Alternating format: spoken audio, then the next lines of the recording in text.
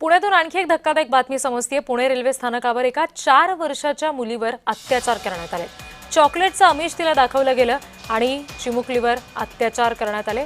ही मुलगी आणि आरोपी दोघंही परप्रांतीय आहेत। अल्पवयीन मुलीची आई आणि वडील आणि ती मुलगी प्लॅटफॉर्मवर झोपलेले होते आणि तेव्हा हा आरोपी या मुलीला फसवून चॉकलेटचं आमिष दाखवून तिथून घेऊन गेला।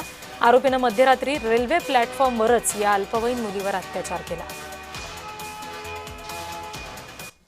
आरोपीने पिरियडीच्या मुलीला 4 वर्षाच्या मुलीला चल तुम्हाला खायला घेऊन जातो म्हणून मुलीला खाऊ खाण्यासाठी त्यांनी बाहेर घेऊन गेले। पुणे स्टेशनच्या बाहेर गेल्यानंतर त्यांनी पुणे स्टेशन पासून साधारणतः 1-1.5 किलोमीटरच्या अंतराच्या जवळपास मालधक्का साईडला स्टेशन यार्डाच्या पुढे त्या ठिकाणी लोनली प्लेसवरती तिच्यावरती लैंगिक अत्याचार केला होता।